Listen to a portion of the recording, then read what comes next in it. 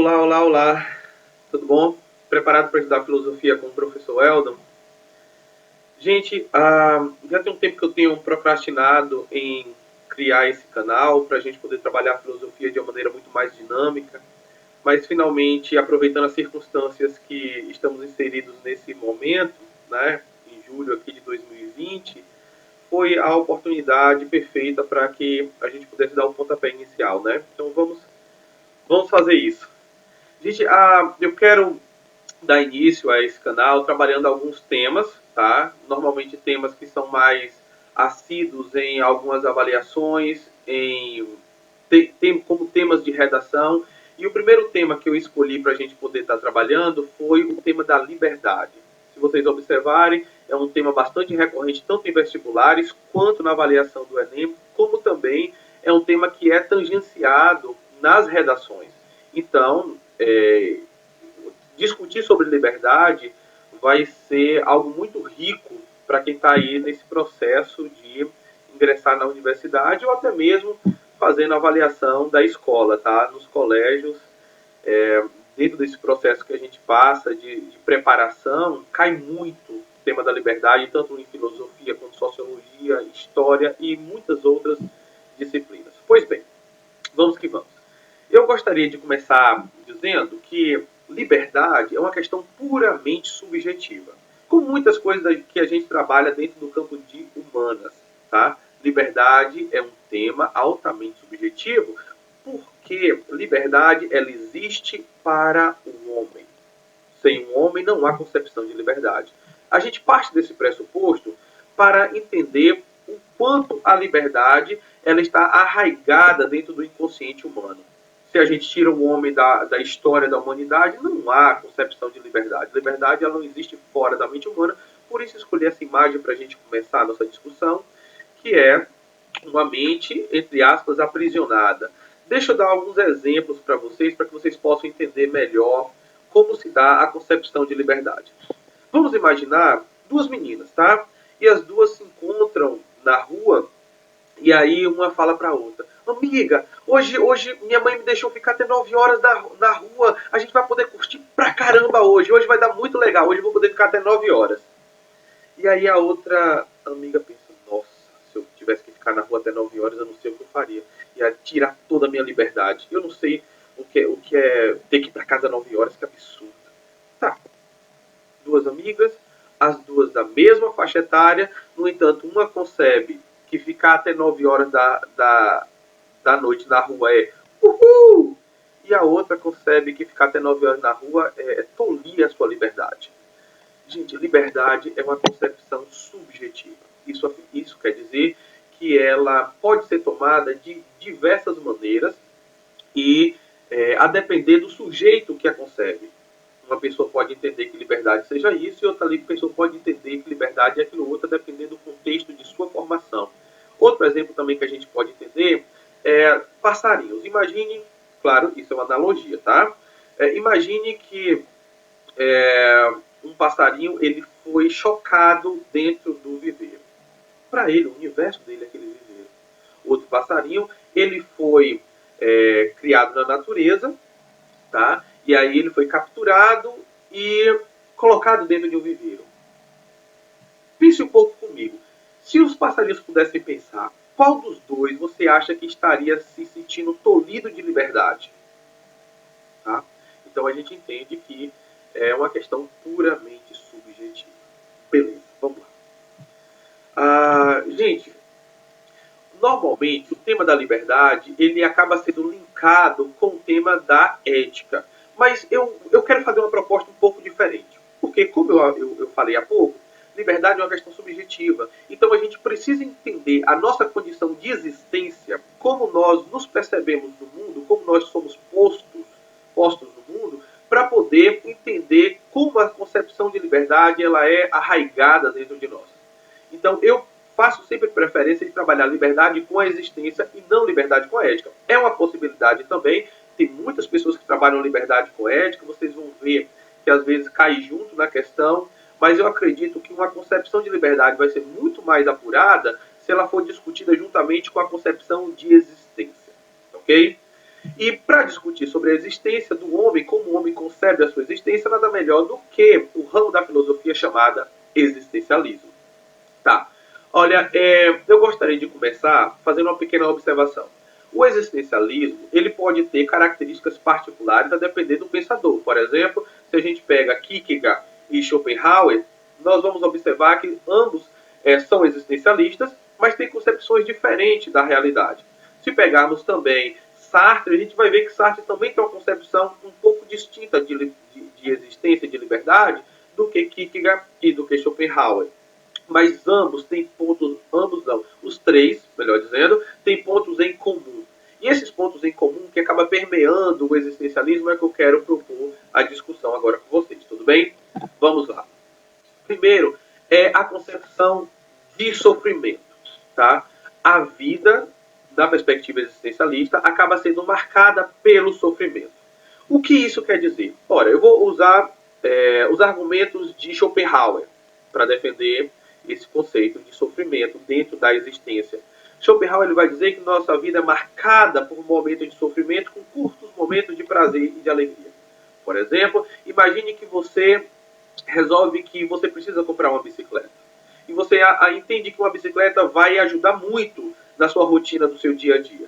E aí você começa a economizar dinheiro, você trabalha, você se esforça para poder conseguir comprar uma bicicleta. E aí você vai lá e compra a bicicleta que você queria. Você sofreu, você se angustiou, você economizou, você tirou de muitas vezes de onde que não poderia naquela circunstância, mas você fez mesmo assim para comprar a bicicleta e você vai lá e compra a sua bicicleta. Ora, quando você compra a bicicleta, obviamente você vai se sentir muito feliz, muito contente, muito alegre por ter comprado aquele algo que você não tinha e que você desejava. Mas pouco tempo depois você vai perceber que a bicicleta não lhe satisfaz tanto quanto uma moto poderia te satisfazer. A bicicleta, ela não tem uma velocidade muito alta, mesmo que você pedale com muita força. Ela traz um cansaço, se a distância for muito grande, você acaba suando, vai chegar nos lugares meio suado, cansado, e isso não é tão legal quanto se você tivesse uma moto. E aí agora você começa a se angustiar e sofrer pela busca daquele objeto que você não tem. E você luta, você trabalha, você se esforça, você economiza dinheiro, você economiza muito mais do que economizou na época da bicicleta, mas você consegue. E você compra a moto que você quer. E aí você tem aquele momento de prazer e de alegria. Poxa, comprei a moto que eu tanto desejava. Mas aí, pouco tempo depois, você percebe que a moto ela tem limitações. A moto ela tem a limitação da chuva, a moto tem a limitação do frio, e às vezes no trânsito você sabe que a moto acaba sendo um pouco fragilizada em detrimento aos outros meios de transporte, e você fala, não, eu preciso de um carro. E agora você começa a angústia em busca do carro. Então a vida é sempre marcada por esse sentimento de angústia pelo que nós não temos. Nós sempre desejamos, como ser humano, aquilo que nos falta. Tá? Mas quando nós alcançamos aquilo, a gente acaba tendo aquele prazer no momento que nós adquirimos, mas depois acabamos deixando aquilo de lado em busca de outra coisa. Um exemplo bem fácil disso é lembrar quando você ganhou um celular. Tá? O seu primeiro celular, ou o celular que você está usando agora. Você mal dormiu, você passou a noite toda mexendo no celular. Menos de um mês depois, 2 meses depois, você já grita para sua mãe, mãe, liga pro meu celular aí para ver se eu sei onde que ele tá, não achei, sumiu meu celular, liga aí para ele, mãe. Aí você daqui a pouco percebe que o celular está debaixo da cama. Deus sabe como é que foi parar lá. Então a vida é marcada por esse sentimento de angústia, de sofrimento, especificamente aqui, e eu apresentei dentro da perspectiva de Schopenhauer, mas também eu poderia ter apresentado na de Kierkegaard e outros filósofos também que vão apresentar o sofrimento. Tá? Outra característica da existência é a fragilidade. A vida é frágil. Isso é um ponto que é sempre retomado dentro da filosofia existencialista, como eles concebem a existência humana, como concebe a condição do homem na sua própria existência, fragilidade. Ninguém sai de casa imaginando que vai sofrer um acidente na esquina, tá? Mas isso acontece. As pessoas não sabem necessariamente que algo grave vai acontecer em relação à vida delas, mas acontece. E aí, nessa circunstância, a gente percebe o quão frágil é a nossa existência. Criamos sempre a ilusão de que nós somos fortes, mas aí vem um vírus praticamente invisível, não, praticamente não, invisível ao olho nu, mas ele destrói a vida do sujeito assim. A vida é frágil, isso é um fato sobre a existência e é muito retomado dentro do existencialismo. Outra característica também é a finitude. Como assim a finitude? Às vezes é colocada dentro do sujeito uma perspectiva ilusória, mas muito real, porque isso é incidente dentro de várias pessoas, que é não pensar sobre a morte, esquecer da questão da morte, ou pensar que a morte não vai chegar. Tá? Por exemplo, nós vamos ao trabalho, nós vamos ao mercado, nós vamos ao parque center, ao shopping, mas tudo isso são coisas e mecanismos que nós utilizamos para tentar encher a nossa mente de ações, de preocupações, mas uma coisa é fato, é que vamos morrer, e sobre essa preocupação nós não fazemos questão de trazer sempre à tona, pelo contrário, a gente acaba negligenciando o fato da finitude humana. Quando uma criança nasce, você não sabe se ela vai ter uma saúde perfeita, se ela vai ser rica, pobre em seu futuro. Você não sabe, mas uma coisa você sabe dela, que ela vai morrer. No entanto, sobre a morte é um ponto que a gente procura negligenciar muito dentro da nossa existência, e a existência é marcada pela nossa finitude. Nós temos começo e também temos fim. Nós não somos infinitos, tá? Como se tivéssemos um início e nunca teríamos um fim. Mas a vida é marcada pelo momento onde que ela acaba. Aí alguém poderia falar, professor, mas e a vida após a morte? Gente, a vida após a morte talvez seja um fato. Tá? Talvez seja um fato. Mas eu prefiro me repousar nos argumentos de Kant e afirmar que a gente não sabe disso. Pode ser que seja verdade.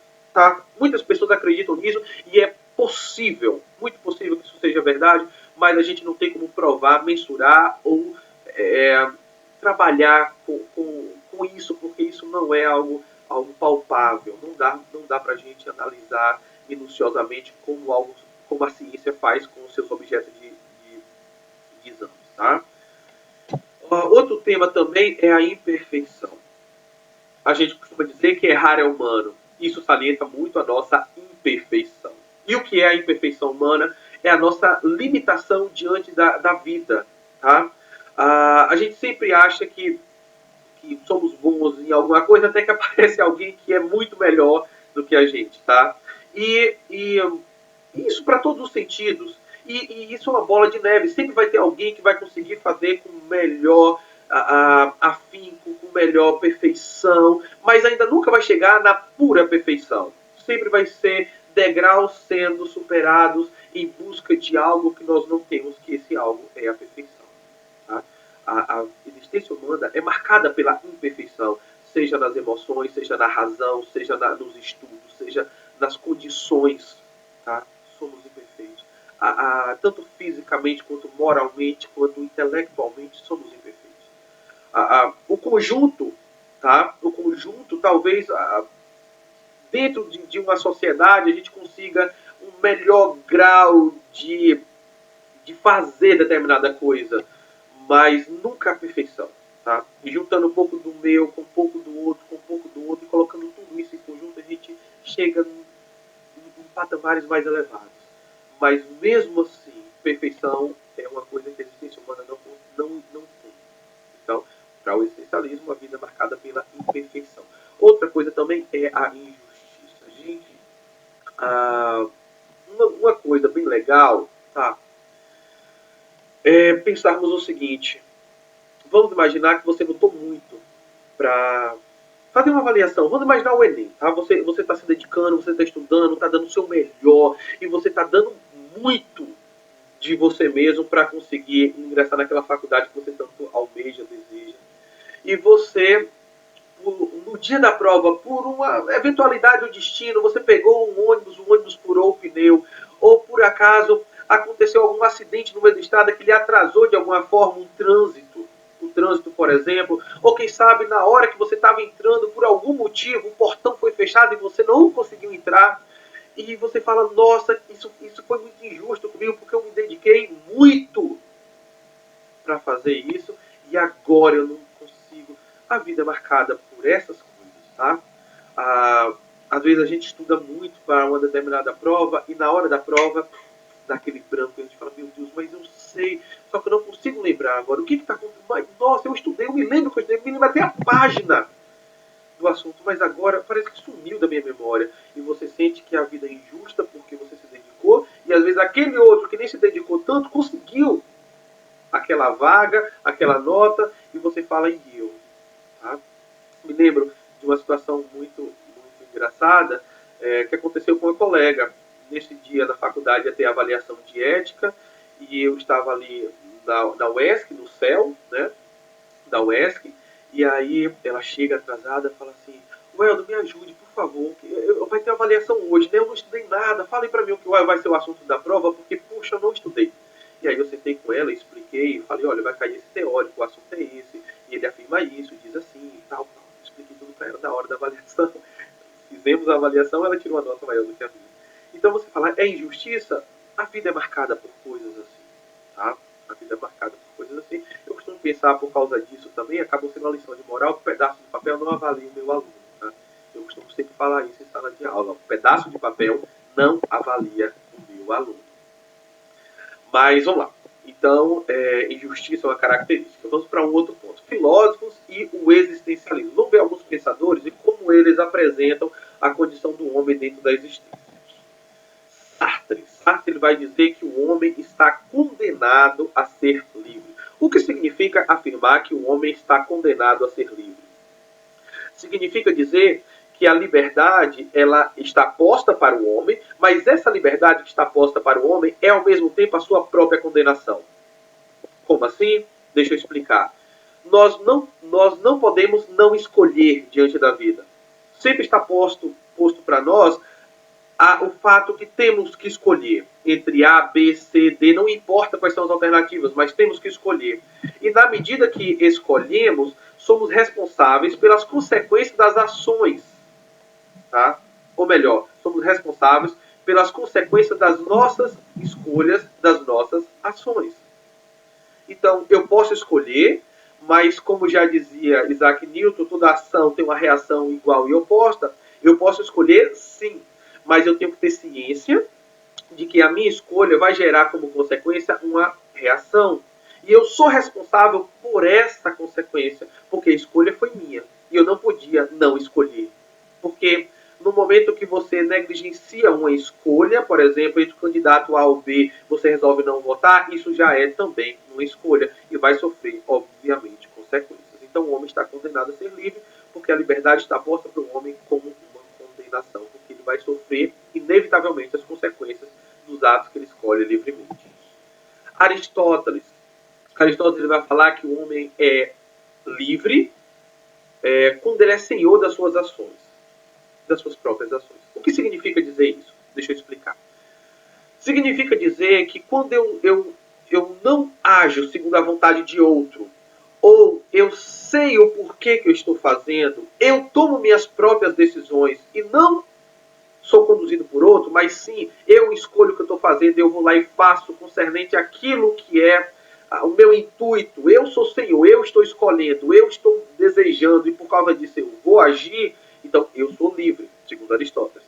Aí você fala, nossa, a concepção de Aristóteles e Sartre não tem nada a ver uma coisa com a outra, mas os dois falam sobre liberdade, sim. Aí que está uma coisa muito interessante em filosofia. Nós vamos ter indivíduos falando sobre liberdade, concepções totalmente distintas, mas todas duas interessantes. Tá? Lembrando que Aristóteles viveu antes de Cristo e Sartre até alguns dias atrás, né, alguns anos atrás, Sartre estava vivo. Então, Sartre contemporâneo, Aristóteles na antiguidade. Mas eu costumo pensar que a filosofia é um museu vivo, porque mesmo que essa filosofia, esse argumento, esse conceito tenha sido apresentado há muitos anos atrás, isso não significa que ele não é atual e não significa que ele não possa ser utilizado de maneira muito prática na nossa vida. Tá? Vamos lá. Os estoicos, deixa eu sair da tela aqui para facilitar para vocês. Calma aí. Os estoicos. Cadê, senhor? Aqui, gente, vamos lá. Então, os estoicos. É livre aquele que não é conduzido pelas paixões e desejo. Essa é a concepção dos estoicos, tá? É livre aquele que não é conduzido pelas paixões e pelos desejos. O que significa isso? Significa dizer que quando nós somos conduzidos por impulso, por vontade, por desejo, a nossa ação não está sendo livre, não está sendo racional, não está sendo equilibrada. Por exemplo, se eu vou agir, mas eu ajo por impulso, e eu sou guiado por um desejo, por uma vontade, por uma paixão, isso vai acabar conduzindo o indivíduo ao erro. Por quê? Porque não está agindo segundo a sua razão, mas sim segundo aos seus impulsos. É o ato que juridicamente chamamos de ato passional, tá? É aquele ato impulsivo. Então, se eu vou agir por impulso, obviamente eu não estou sendo livre, porque eu estou sendo guiado por fortes emoções. É livre aquele que age de acordo com a sua racionalidade, com o seu controle de ação. Ok? Essa é a concepção dos estoicos. Vamos para o próximo. O nós vamos ter agora Spinoza. Spinoza ele vai dizer o seguinte: é livre aquele que age por necessidade. Agir por necessidade? Como assim é livre aquele que age por necessidade? Deixa eu explicar para vocês. Eu acho que a melhor forma de entender é imaginar as histórias em quadrinhos ou as histórias de super-heróis. Se vocês gostam da Marvel, da DC Comics, vocês vão lembrar que uma das frases mais ditas pelos super-heróis é: eu agi da forma que eu tinha que agir. A Guerra Civil mesmo é uma discussão por causa disso. O herói, ele diz que ele não tem escolha, ele é obrigado a agir da maneira que lhe cabe, no intuito de salvar vidas, no intuito que sua razão lhe conduz, mas ele age da maneira como ele tem que agir. Ele age por necessidade. Eu não poderia ter ficado apático a essas circunstâncias, mas eu tinha que fazer o que eu fiz. Esse é o argumento do super-herói. Então, livre é aquele que age por necessidade, no sentido de que eu faço o que eu tenho que fazer naquele momento. Não havia outra opção para mim senão fazer aquilo. E naquele momento eu sou livre, porque eu faço de acordo com as minhas capacidades, a minha razão me conduziu àquela ação. Eu sabia que a melhor decisão era aquela e eu agi porque não havia outra opção para mim senão fazer aquilo. E eu sou livre fazendo aquilo que é a minha necessidade de fazer. Tá? Vamos ver a concepção de Descartes. Descartes vai dizer que é livre aquele que entende a própria ação. O que significa isso? Significa dizer que, para Descartes, você tem que saber o que você está fazendo. Muitas pessoas acabam agindo por impulso, acabam agindo porque todo mundo está agindo, acaba agindo porque mandam ele agir assim, mas ele não tem noção do que é aquilo que ele está fazendo. A gente pode muito bem lembrar, dentro do campo da educação, que quando o sujeito ele tem sobre si o poder do voto. Vivemos em um Estado democrático, né? E aí nós temos o poder do voto, mas eu não tenho consciência de política, eu não tenho entendimento sobre a política, eu não estudei política, eu não debati política, eu não sei quais são os trâmites que envolvem dentro do cenário político. Ora, como é que eu posso ser livre para votar em uma circunstância em que eu não sou capaz de ver com clareza as consequências da minha própria ação? Então, Descartes vai falar, é livre aquele que entende, que tem ciência, que sabe o que está fazendo. Tá? Bem legal essa concepção, não é? Vamos lá, o próximo, Kant. Vamos fechar com Kant aqui, dentre as concepções de existência e liberdade, né? Como eu falei, como o homem concebe a sua própria liberdade dentro da sua existência. É livre aquele que é autônomo. Lembrando que autônomo é a junção de duas palavras gregas, né? Auto significa próprio, ou si mesmo, e nomo significa lei. Autônomo é aquele que é capaz de conduzir as suas ações por suas próprias leis, pela sua própria consciência, por sabedoria. Tem uma frase muito famosa de Kant que é sapere aude, significa ouse saber. O que significa isso mesmo? É dizer, seja consciente dos seus comportamentos, tá? Seja consciente das suas ações e seja responsável por elas. Tome decisões.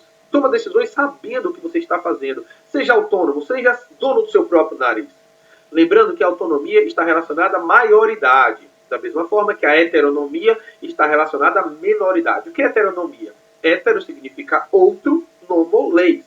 Heterônomo é aquele que segue leis de outra pessoa. Como uma criança, por exemplo, que faz apenas aquilo que os pais dizem e permite que ela faça. Tá? Heterônomo representa a menoridade, como autônomo representa a maioridade. Beleza, vamos seguir. Pronto. Condição do homem na existência. Vamos lá. Gente, existem algumas concepções de como se dá a nossa própria vida. Uma dessas concepções é a predestinação. O que é a predestinação? É afirmar que as nossas ações, os nossos comportamentos já estão previamente condicionados. Um exemplo clássico disso é a história de Édipo, né? Aquela figura mitológica clássica que furou os próprios olhos quando descobriu que havia matado seu pai e casado com sua própria mãe. É um exemplo clássico de predestinação. Como assim? Deixa eu te relembrar a história dele. Édipo recebe uma profecia afirmando que ele mataria o seu pai e casaria com sua mãe. Ele, atordoado com essa informação, ele foge de casa. Ele foge do lar de seu pai e de sua mãe. Para que um mal dessa magnitude não viesse sobre ele. Não sabia ele que aquele que ele tomava como pai e aquela que ele tomava como mãe não eram verdadeiramente os seus pais. Tá? Pelo menos não biológico, né? A gente pode falar isso assim hoje. E aí ele foge de casa. E nessa fuga de casa ele encontra o próprio destino. Ou seja, quando algo é predestinado, não há o que se fazer. Tá? Hoje em dia também existem comportamentos que admitem, o grupo de pensadores que admitem a predestinação, alguns grupos religiosos que acreditam que determinadas pessoas estão predestinadas à salvação, como outras estão predestinadas à perdição eterna. Então, predestinação é como a sua vida, antes do seu nascimento, já foi determinada exatamente como ela iria começar, como ela iria proceder no seu desenvolvimento e como ela finalizaria. Isso é predestinação. Tá? É uma forma de conceber a existência humana. O livre-arbítrio. Tá? Muito se fala sobre livre-arbítrio, mas as pessoas acabam entendendo o livre-arbítrio de maneira muito errada e a gente vai discutir isso um pouco aqui e mais lá na frente. As pessoas entendem o livre-arbítrio como poder fazer o que quiser. E livre-arbítrio não é fazer o que quiser. Livre-arbítrio é ter a possibilidade de fazer outra escolha. Gravem isso. Livre-arbítrio não é fazer, eu queria ter livre-arbítrio, poder fazer o que eu quisesse. Isso não é livre-arbítrio. Livre-arbítrio é ter a opção de fazer outra escolha. Se eu tenho a opção A e B, eu já tenho livre-arbítrio. Se eu tenho para mim a opção A, B e C, eu tenho livre-arbítrio. Eu não preciso ter todo o alfabeto de possibilidades para que eu venha a ter livre-arbítrio. Livre-arbítrio é a possibilidade de você escolher outra coisa. Tá? Vamos lá. O determinismo. O determinismo ele acaba dividido em várias outras subdivisões, mas nós vamos falar de maneira geral. Né? Mas essas subdivisões são determinismo cultural, determinismo sociológico, determinismo biológico, genético e assim por diante vai. Então, o que é o determinismo? É quando nós somos condicionados por circunstâncias que nos cercam. E elas podem ser de inúmeros campos, como, por exemplo, um determinismo cultural. Ora, se você vai ao cinema e chegando no cinema você sente fome, o que você pensa em comprar? Um acarajé? Você pensa em comprar uma marmita? Não, você pensa em comprar uma pipoca. Tá? Você sente sede, normalmente você pensa em comprar um refrigerante. Isso você estando no cinema, né? Então, o que é isso? Isso é um condicionamento cultural. Você iria se sentir mal se você fosse para o cinema com um acarajé, por exemplo, ou com um pastel. Você acha que estaria descontextualizado. Tá? Então você acaba sendo condicionado àquela circunstância por uma questão meramente cultural. Mas o determinismo pode ser, por exemplo, biológico.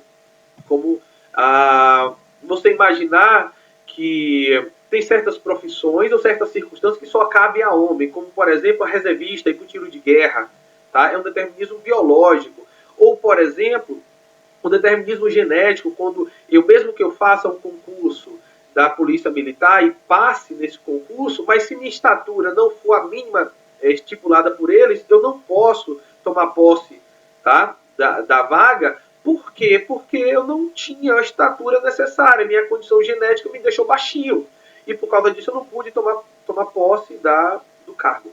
Então, é um determinismo, por exemplo, genético. O determinismo, eles são de várias formas, tá? São como se fossem limitadores, cercas, que nos impedem de agir, muitas vezes, da forma que nós desejamos.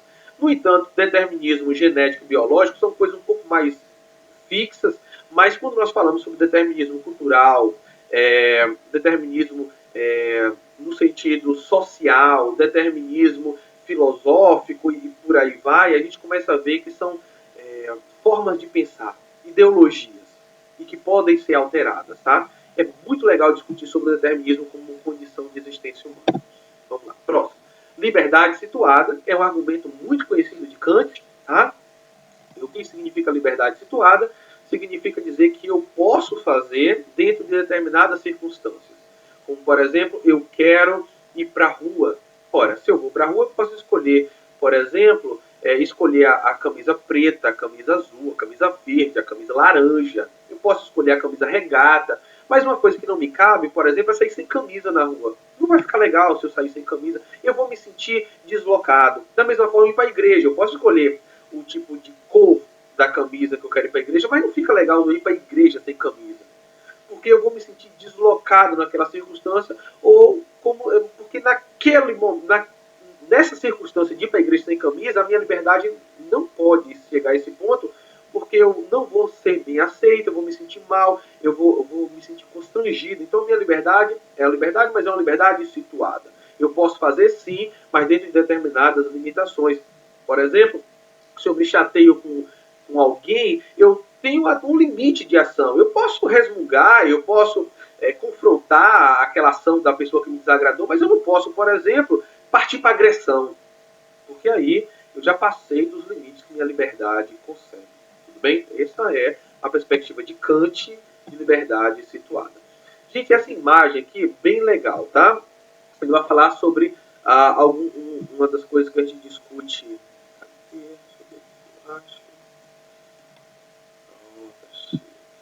Uma das coisas que a gente discute muito, que é uma liberdade negativa e a positiva. Vamos falar um pouco sobre o que significa a liberdade negativa e uma liberdade positiva, tá? Liberdade negativa, exatamente essa da charge aí, da historinha do lado. É o indivíduo fazer o que ele bem entende. O indivíduo acha que isso é liberdade. Não, mas isso é minha opinião, isso daqui é minha liberdade religiosa, minha liberdade política. E escondido de trás desses falsos argumentos, eles acham que têm o direito de falar o que eles bem entenderem. E não é assim. Uma liberdade que pensa que pode fazer tudo, ou que deve fazer tudo, é uma liberdade negativa. O que significa dizer isso? Significa que essa liberdade, ela extrapola o seu campo de ação e acaba interferindo no outro. Tá? Sua liberdade é como se, por acaso, eu visse um celular bonito ou uma caneta bonita do meu colega e fosse lá e falar, não, essa caneta é bonita, eu quero essa caneta para mim. E aí eu tomo essa caneta, eu roubo essa caneta. Por quê? Porque eu achei bonita, eu achei que eu deveria, eu tenho liberdade para poder ter aquilo que me agrada. Mas eu não estou levando em consideração que fazer isso, eu estou entrando dentro daquilo que é o outro, da liberdade, da posse, da propriedade do outro. Então essa liberdade que acha que pode fazer o que bem quer, que pode ser desagradável, que pode falar coisas que... Ah, mas minha religião diz que isso é assim, então eu vou falar para você na sua cara que você não sei o que lá. E aí você acaba ofendendo, sendo violento. A liberdade não pode entrar dentro do campo da violência. E violência não é apenas uma violência física. Temos a violência psicológica, a violência moral, e aí por diante vai. Gente, não, essa liberdade que pensa que pode e que isso é liberdade de expressão, é uma liberdade negativa. Em contraponto à liberdade negativa, nós temos uma liberdade positiva. O que é uma liberdade positiva? É aquele que age, mas sabe que a sua ação não pode interferir dentro da liberdade do outro. Muito clássico esse pensamento, exposto por Herbert Spencer, que ele diz, a liberdade de cada um onde começa a liberdade do outro. A liberdade de cada um termina Mas eu poderia mudar essa frase, eu poderia dizer assim, a liberdade de cada um começa onde termina a liberdade do outro. A ordem dos fatores aqui não vai mudar o resultado, que é, eu tenho que respeitar, eu devo respeitar o outro. Eu posso fazer, mas eu tenho que saber que eu tenho direitos, mas também tenho deveres. Eu tenho um campo de ação, mas eu também tenho um limite da minha ação. E agir dentro do limite da minha ação é uma liberdade positiva, e agir de maneira desregrada diz respeito a uma liberdade negativa. Tudo bem? Deixa eu colocar aqui para a gente finalizar uma questão do Enem de 2011, falando sobre liberdade, para a gente finalizar respondendo essa questão, tá? Vamos lá. Diz assim: não há liberdade para os inimigos da liberdade, dizia Saint-Just. Isso significa dizer, não há tolerância para os intolerantes. Aí, o comando da questão diz assim: a contemporaneidade abriga conflitos éticos e políticos, dos quais o racismo, a discriminação sexual, a intolerância religiosa são exemplos históricos. São exemplos históricos disso. Com base no texto, qual é a principal contribuição da ética para a instauração política da sociedade contemporânea? Gente, a liberdade, lembre, é poder fazer aquilo, mas não posso extrapolar o meu campo de ação. Isso a gente tem que ter muito em mente quando a gente pensa liberdade. Mas, como eu falei, às vezes as pessoas ligam liberdade com ética. Vai ser o tema do nosso próximo encontro. Mas ética é o campo da filosofia que discute o comportamento humano. Isso é importante saber também. A ética é o campo da filosofia que discute o comportamento humano. Só que ela não diz o que as pessoas devem fazer. Ela discute o que as pessoas devem fazer, mas ela não diz. Tá? Isso é a ética.